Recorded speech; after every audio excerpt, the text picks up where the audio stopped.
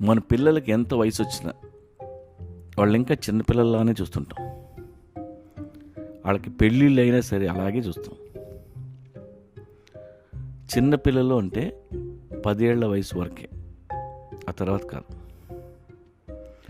ఓంటమ్మ, బంగారం, బుజ్జుకన్న ఇలాంటి డ్రామాలు మనం కంటిన్యూ చేయకూడదు.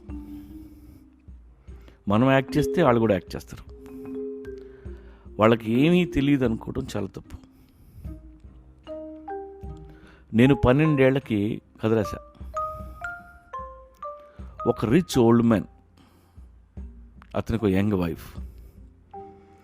ఆయన చనిపోతే ఆయన పెయింటింగ్ వేసే పెయింటర్తో ఆ వీడియో సీక్రెట్ లవ్ స్టోరీ అది. ఇప్పుడు పుట్టిన నాకే ఆ వయసులో అన్ని ఆలోచనలు ఉంటాయి. ఇప్పుడు